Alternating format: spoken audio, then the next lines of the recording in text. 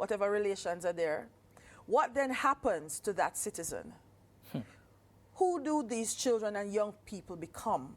Who teach them about what needs to happen? How do you need to behave? Who teach them that? Who teach them that this is what you did, and do you understand why?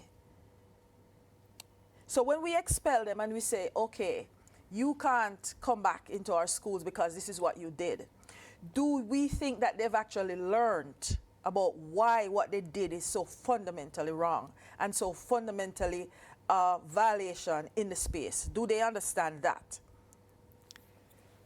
Take me back to the section where we spoke about structure just a while ago. We spoke about the communities not being structured enough, and we spoke about schools having better structures, or some schools being more structured than the other.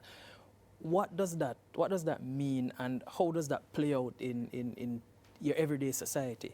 Well, the way I see it, and I'm going to use the COVID situation as an example, the way I see it is that schools are a fundamental socialization buffer, right? And if you look at it, what happened during COVID, the children were out of schools for probably 24 months. And what happened when they went back into schools?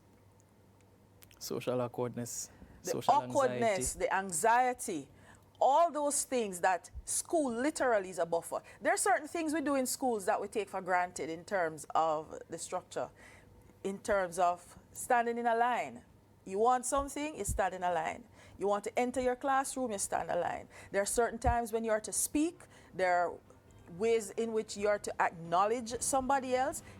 Turn taking that needs to start from as early as you are 2 or 3 years old. Turn taking. Something as simple as that.